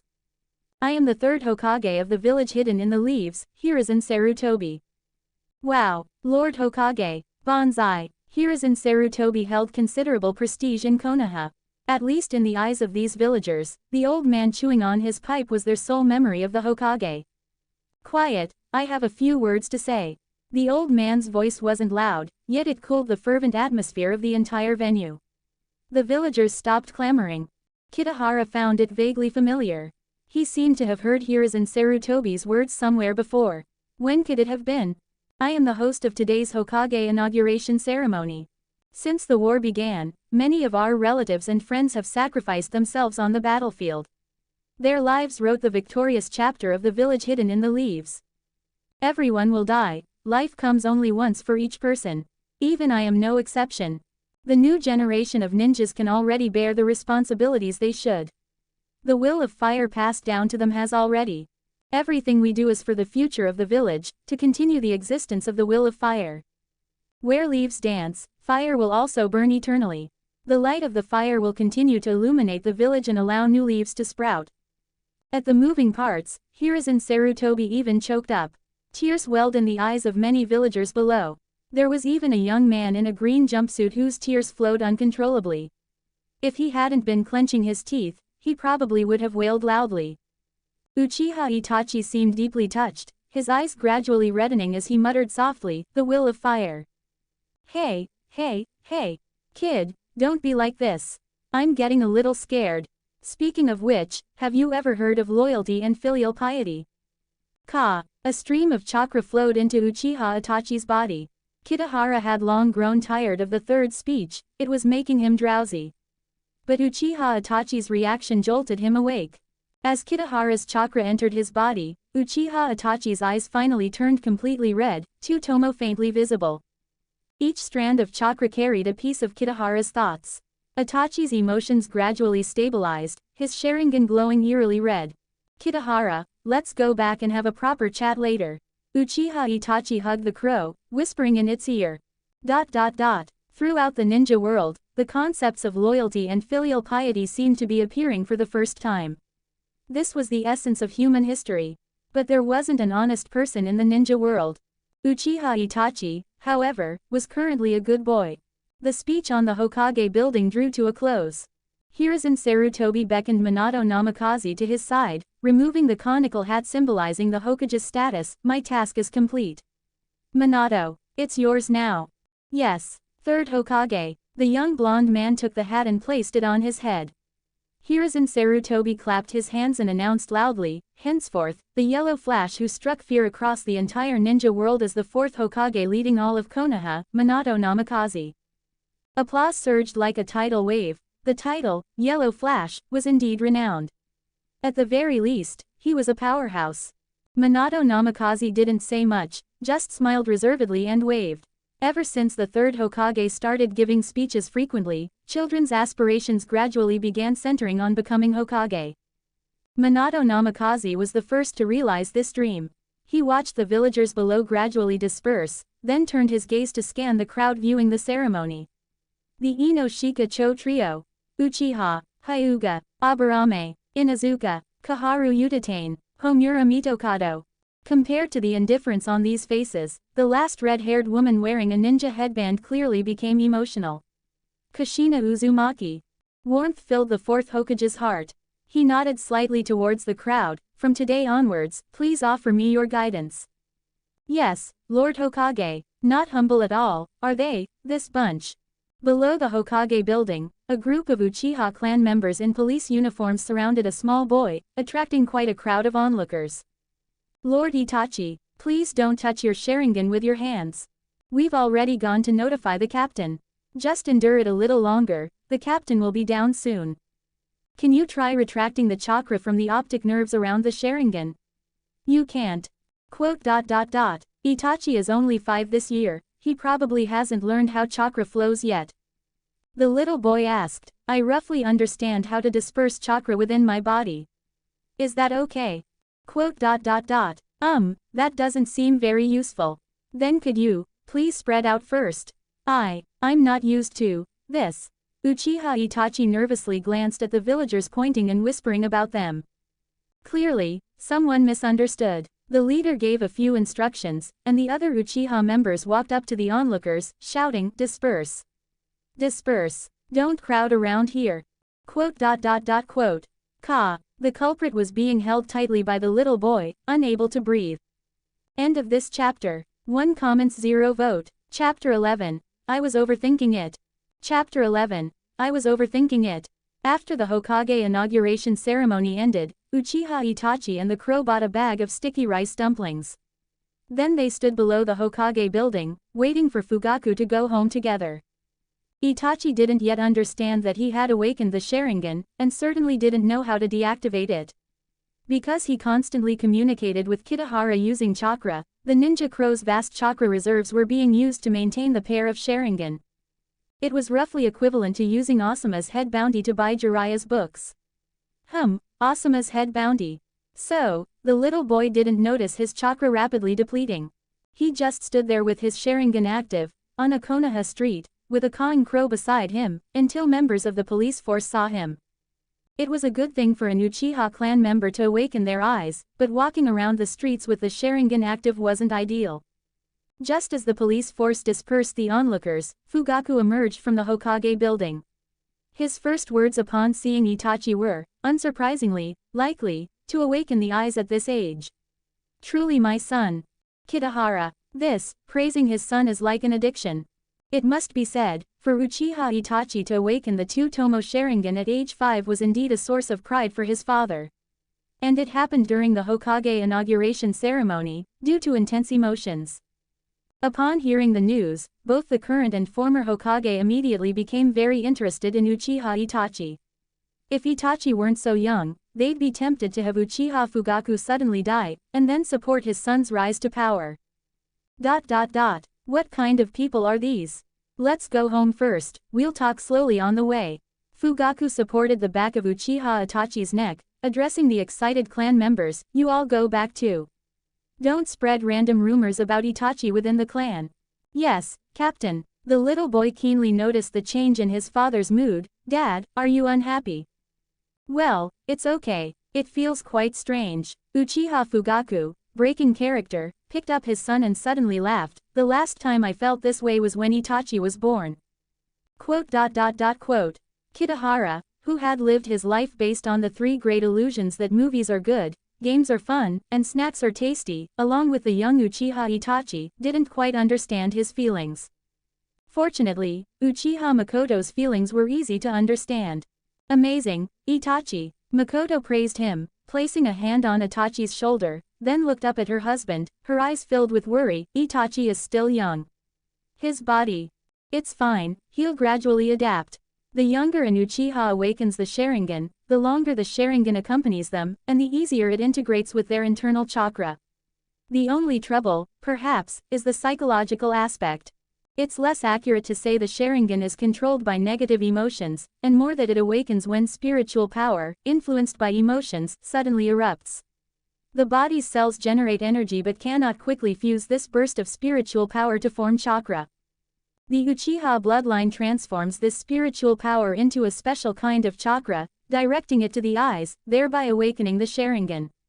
Fortunately, the people of Konoha only had a partial understanding of the Sharingan, with differing views.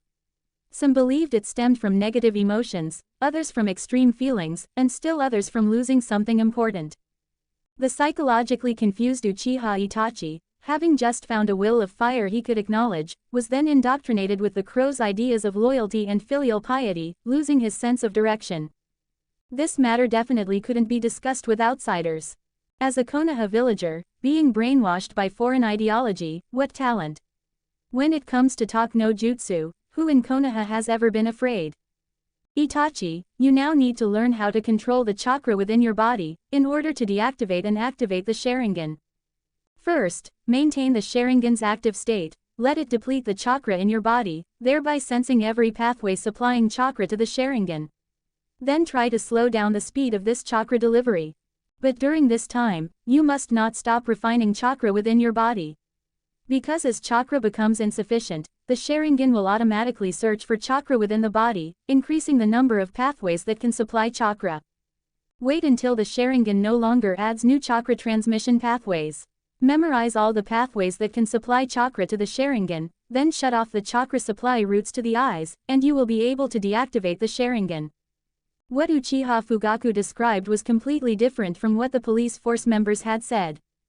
Because for ordinary members of the police force, the first thing most did after awakening their eyes was to sever some of the eye transmission pathways. This saved chakra consumption for the Sharingan in the future and extended the duration it could remain active. But what Fugaku described was recorded in another set of texts. He firmly believed his son's future would definitely not stop at the 3 tomo, and certainly not at his own Mangekyo. Fugaku had confirmed from the stone tablet at the Naka shrine that the Mangekyo was not the final stage of the Sharingan's evolution. Clearly, he felt Itachi was the most hopeful candidate to reach a completely new level of the Sharingan. Only someone like him, who had awakened the Mangekyo, would realize the preciousness of chakra transmission pathways. Kitahara didn't quite understand. He only saw Uchiha Itachi nodding seriously and starting to sit cross-legged to refine chakra. Wait, no. How did you understand that? Simultaneously, Uchiha Fugaku also activated his Sharingan, observing the flow of chakra within his son's body. Only, this amount of chakra and refinement speed is a bit much. Fugaku's Sharingan stared fixedly as he muttered softly. Following what I said, first try to slow down the energy input of the chakra. Technical terms, don't understand. Kitahara, bored, left the father and son. Makoto extended her hand, beckoning the crow to land on her arm. Now. Does Kitahara find it too boring inside? Uchiha Makoto couldn't understand Kitahara's call, but she could discern its meaning from the crow's actions. It was a crow whose expressions were easy to read. I have a small favor to ask of little Kitahara. Makoto smiled, smoothing a strand of long hair, and said softly, is that okay? Seeing the crow nod, Makoto showed concern. About Itachi's matter, I really don't know if this is good or bad. Itachi is part of the Uchiha clan, yet he awakened his eyes during the Hokage inauguration ceremony. Many clan members will likely say things behind his back. I know Itachi well, he didn't have playmates to begin with. Fugaku-kun has many responsibilities to bear and won't notice these things. But, I'm very worried. Kitahara pondered. It seemed Uchiha Makoto's thoughts were more delicate than Fugaku's. She wasn't considering her son's future achievements, but Itachi's life within the clan compound. Truly a mother's heart. Where's the logic in that? After all, Itachi awakening his eyes under the Hokage inauguration ceremony makes it hard to gain the trust of the Uchiha clan members. Besides the Uchiha Shisui lineage, how many other Uchiha families truly lean towards the Hokage? Moreover, he's the Uchiha clan head's son. Uchiha Makoto, as a mother, certainly considered the problem thoroughly. However, she still underestimated her son. Itachi was a strong child. Kitahara's thoughts were suddenly interrupted by Makoto's voice. So I wanted to ask Kitahara, could you go buy a gift with me?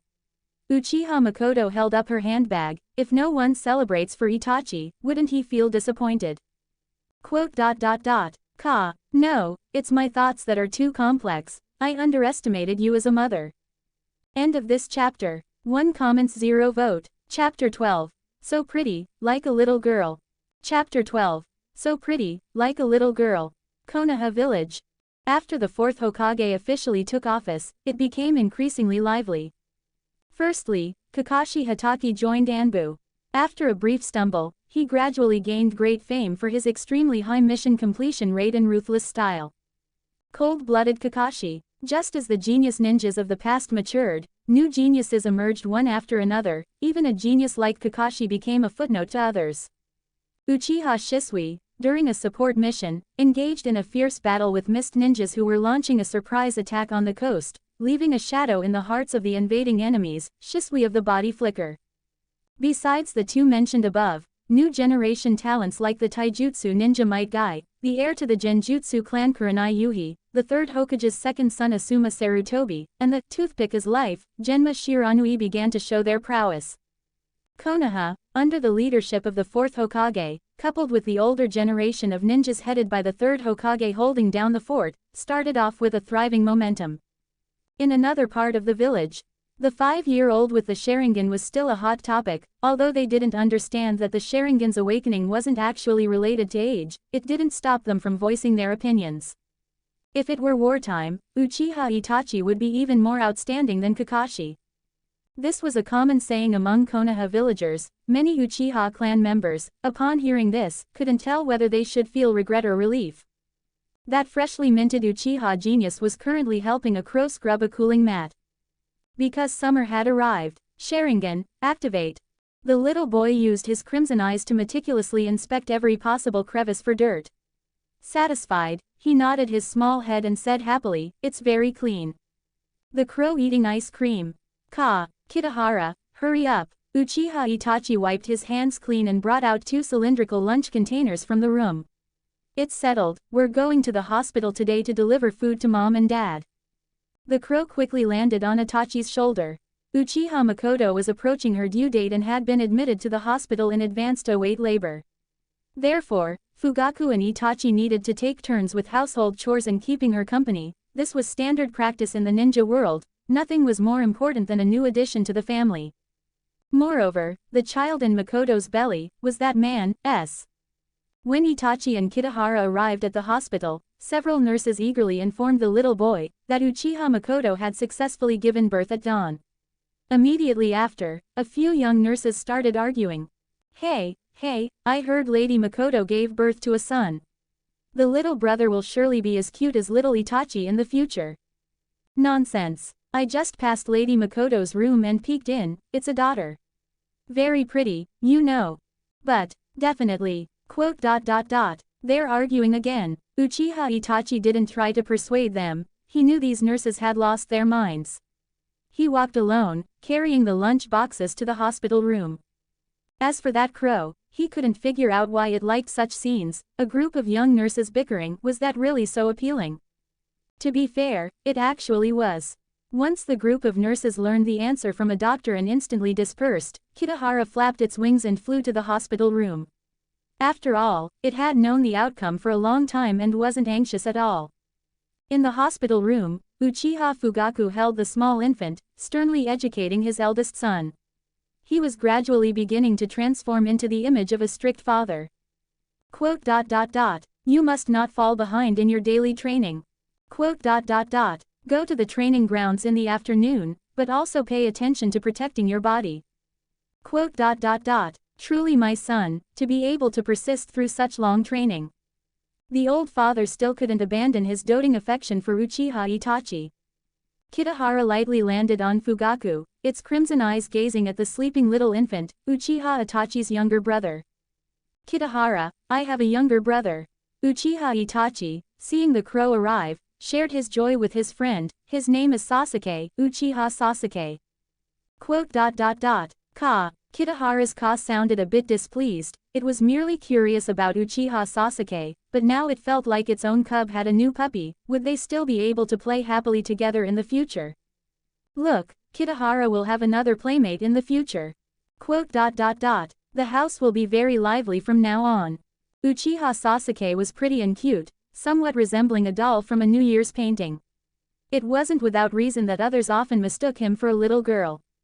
It had to be said, the Fugaku family had good genes. Whether it was the husband and wife, or the two brothers, they all had good looks, especially Sasuke. Men and women alike would be charmed by him. Uchiha Fugaku wouldn't possibly relax Itachi's education just because of his younger son's birth. The main account was destined to reach God tier max level following the usual steps. Wouldn't turning attention to the sub-account now be foolish? The captain of the Konoha military police force was certainly not foolish. After lunch, he chased Uchiha Itachi out of the hospital, not wanting him to delay his afternoon ninjutsu training. Uchiha Itachi reluctantly touched his younger brother's cheek before leaving the hospital. Makoto, cradling Sasuke, suddenly said, "Say, Fugaku-kun, have we been paying too little attention to Itachi lately?" Fugaku, who had witnessed the process, shook his head. "It's also possible we've been too strict with Itachi lately. Let's slowly make it up to him." What kind of parents are these? Only Kitahara, perched on Itachi's shoulder, was clear-headed. It recalled Itachi's recent actions. Is the cub I raised really going to get a new puppy? Murphy's Law proves that when you think your little cub will get a new puppy, fate will arrange puppy candidates for him. For example, among those children playing near the training grounds, one might just pop up. Uchiha Itachi, a little girl who clearly disliked playing house games, suddenly walked over, blocking Itachi's path. "I heard we're the same age. Want to play with us? Quote. And you are? My name is Izumi, we've met during New Year." The little girl had long hair and a beauty mark near the corner of her eye. She even puffed out her chest slightly when speaking, looking very brave. Women in the ninja world were never lacking in courage. If you're timid, wouldn't you be single for life? Kitahara curiously watched the fated meeting of childhood sweethearts, which caught the little girl's attention. "Is this your crow? It looks so strange. That hesitant little glance, clearly born so cute, how can her mouth be so venomous?" Kitahara was furious. "Actually, I know my appearance isn't great, but saying it out loud is your fault." Uchiha Itachi quickly soothed the crow on his shoulder. "He's my friend. Sorry, I have to go to the training grounds." "You can already use the training grounds. You truly are the genius everyone in the village is praising. Many things prove that if a woman likes a man, she shouldn't say it out loud in public. It's better to tell him privately, otherwise, you'll never know if you want to like him, or if you want to harm him." The little girl's other playmates clearly couldn't sit still any longer, especially a few little rascals who wanted to show off. "Hey, Uchiha Itachi, leaving just like that, aren't you looking down on others too much?" Yeah, Izumi, don't talk to him. Yeah. He raised such a scary crow himself and still brings it out to frighten people. Yeah, Kitahara, did I provoke you guys? End of this chapter. 1 comments 0 vote. Chapter 13. The Crow That Ran Away from Home. Chapter 13. The Crow That Ran Away from Home. When very young, facing people or animals that evoke fear or disgust, perhaps this is how one acts. Kitahara turned his head and saw the children's actions. Amidst the little girl's startled cries of protest, stones were thrown from the children's hands. Arcing through the air, they flew towards Uchiha Itachi. Silly little kids' games, as if you could hit him. Kitahara gripped Itachi's clothes tightly, his body swaying precariously. These Konoha children, aspiring to wear headbands, had decent stone-throwing skills. At an age where they weren't permitted to use shuriken, they practiced with small stones. Uchiha Itachi, relying on his chakra perception, easily dodged. But the half-baked crow on his other shoulder, dizzily trying to avoid the projectiles, was finally hit by 2 stones on its wings. There wasn't much pain, like wind blowing through feathers. The problem was, those bratty kids immediately found something to laugh at. "Look at that ugly crow, it's so hideous. Hit it.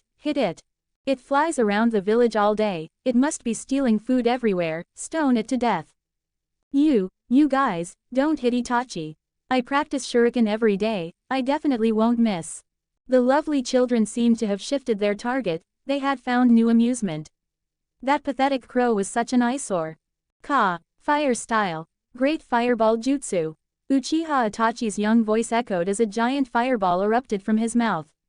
The sound of stones exploding filled the air, and the flames scorched the ground, leaving behind a patch of black char. One little boy was so scared he burst into tears on the spot. The remaining children stood rooted to the ground in a daze. Even Izumi, the more mentally mature little girl, slowly had tears welling up in her eyes. "Itachi." Kitahara raised a wing in a thumbs up. Well done. Itachi helplessly closed his eyelids and pressed Kitahara's back. Let's go to the training grounds. Ah, the little girl raged impotently behind them. How amusing. With skills like these, you want to be my cub's puppy. Every little thing in the world doesn't just disappear without a trace. It always leaves some ripple in people's hearts and will trigger the next event. Uchiha Makoto was discharged from the hospital not long after. Life at home slowly returned to normal. Having an extra little puppy certainly brought some changes. Because of this, Fugaku revised Itachi's training plan. The reason was his young age. Practicing taijutsu and shuriken throwing in the morning, and ninjutsu training in the afternoon, was too intense. As for the timing, arrange it yourself. Pay attention to your body. Fugaku's gaze on his son was a bit unfocused as he continued, usually, Itachi, you can also make more friends. Yes, Dad. The little boy knelt obediently. Fugaku continued, the Uchiha Hazuki family recently returned to the clan, but they haven't moved back to the clan grounds yet. Itachi might still. Wah, woo, wah. Before he could finish, the little infant in Makoto's arms suddenly started wailing. This conversation seemed unable to continue. Ka, the crow's call instantly silenced little Sasuke's crying. Kitahara, standing on Makoto's shoulder, watched wide-eyed as the baby retracted his tears, and his mouth started to puff up. Peef, peef, peef. The little guy actually wanted to spit. The crow, naturally, wouldn't show weakness, its crimson eyes staring intently at him. Ka, peef, peef. Sasuke is very energetic. Uchiha Makoto squinted and smiled, and he seems to really like Kitahara. The father and son present. Forgive me for being blunt. I didn't see that at all. Uchiha Fugaku's original intention was to have Itachi go out more and make more friends. His eldest son's reclusive personality was already known outside. The only unexpected thing was that, the day after their conversation, Uchiha Itachi, with a bag slung over his shoulder and Sasuke in his arms, joined the ranks of baby carriers. On the streets and alleys of Konoha, a little boy appeared, wandering around carrying an infant. Of course, occasionally he would also push a baby carriage as tall as himself. That child named Uchiha Itachi. Was the Fugaku family serious about raising him? It had to be said, the sensible Itachi made things much easier for the couple. Uchiha Makoto's postpartum life was going well. As she wished, the home indeed had more of a lively, domestic atmosphere. A new problem also arose. The crow and Sasuke couldn't stand each other and often bickered. It was unknown how two species that didn't speak the same language communicated, but they could even determine a winner and loser. Ichiraku ramen. Because the little boy had learned to cook, Kitahara hadn't come to eat ramen for a long time. Today's situation was a bit special. Tap tap tap. The sound of the sharp beak hitting the menu was exceptionally loud. A little girl beside him shrieked, "A crow! Dad, there's a really scary-looking crow." Quote. Another day wishing to be human again. Ayame, don't make a fuss, that's too impolite. Uncle Tuki was as kind as ever. Oh, is it little Itachi's crow? It's been a long time since you last came. Ka, one bowl of tonkatsu ramen. Tuki looked at the menu and went off to make the noodles, leaving his daughter, Ayame, timidly looking at Kitahara. If a crow eats noodles, will it pay? Quote. Little kids, their focus really is different. Little girl, you're really something, you actually thought of a problem I hadn't even noticed. It's all right, Mr. Crow is our regular customer. Uncle Tuki patted his daughter's head and brought out a bowl of ramen. This bowl is on me. Besides, we still have many ramen on the wall that haven't been sold out. The ramen on the wall was left there through Kitahara's communication with Uchiha Itachi. The Third Shinobi World War had just ended, and many orphans had drifted into Konoha. Charitable activities were beyond what Ichiraku Ramen could manage on its own. That day, Uchiha Itachi had bought 4 bowls of ramen and proposed the idea of ramen on the wall. Uncle Tuki solemnly made a promotional sign. Any customer who came, if they were kind-hearted, could purchase extra ramen, which Ichiraku Ramen would then distribute to homeless children. Most ninjas had witnessed the horrors of war, and quite a few generously donated. Ichiraku Ramen became even more popular, becoming a regular dining spot for many ninjas returning from missions. Perhaps, the initiator never expected that he himself would also enjoy such treatment one day. Little Ayame was very curious about the crow that came alone and chattered a lot. Other customers, hearing that this was the pet of the little boy who initiated the charity, also became much friendlier. Until the Konoha military police force surrounded the ramen shop, most of them looking fierce and aggressive. Little Ayame's favorable impression of the Uchiha clan ended there and then. A father and son hurried over, and the little boy carried the crow away. Even if you lose an argument with Sasuke, you can't run away from home. Dad almost took action. He's not even 2 months old yet, he only knows how to spit, why would you two argue? Young Ayame heard the last 2 sentences spoken by that little boy. She remembered a name, Sasuke. Later, she learned from her father that the little boy carrying the crow was Uchiha Itachi. Say what you will, the little brat was quite good looking, just that the pet he kept was too fierce.